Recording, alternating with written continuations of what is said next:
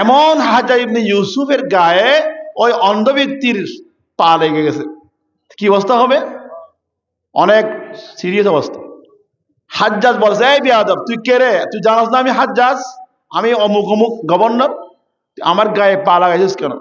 তুই যে দোয়া করতেছ যেভাবে, সারা জীবন যে দোয়া করলে দোয়া কবুল হবে না। আমি 7 তওয়াব করে আসতে আসতে আল্লাহ যদি তোর চোখের জ্যোতি যদি ফেরত না দেয়, তোর কতল করা হবে।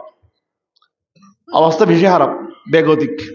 সে আগে দোয়া করছে, আল্লাহ চোখে ফেরত না, আল্লাহ চোখে ফেরত না, একা অবহেলা করে হই। এখন যাতে হারি ফেলেবে হই, চোখের জ্যোতিতে ফেরত নফস তোরে হারি ফেলে একটু ভয়ে মনোযোগ দিয়ে এমন গভীর মন দিয়ে দোয়া করছে, সত্যিকার ভাবে কিতাবে লিখছেন ওই 7 তওয়াব করতে করতে আল্লাহ তার চোখের জ্যোতি ফেরত দিয়েছেন। সুবহানাল্লাহ। ঠিক আমরা এখানে মুনাজাত করি, প্রায় সময় দেখা যায় মুনাজাতটাকে তবরুক বিতরণের একটা সুযোগ হিসেবে গ্রহণ করি। তাহলে এত কিছু আর কি লাভ? আর দোয়া মুখুল ইবাদাহ, দোয়া হলো ইবাদতের মগজ।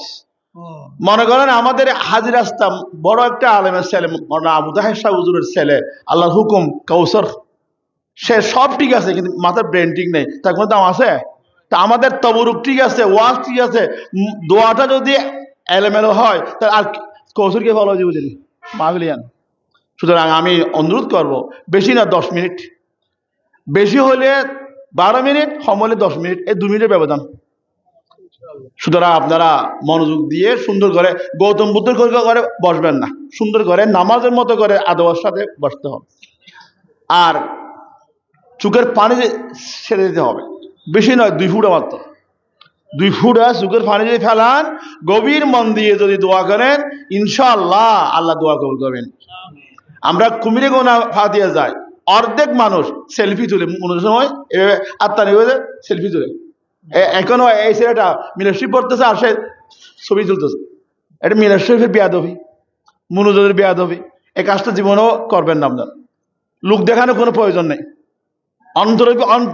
অন্তরের ছবি, অন্তরের ক্যামেরার মধ্যে ছবি মারতে হবে, এই ক্যামেরার কোনো দাম নাই। সুতরাং আমরা সবাই একবার আন্তরিকতা নিয়ে তওবা নিয়ত পড়ি, আস্তাগফিরুল্লাহ রব্বি মিন কুল্লি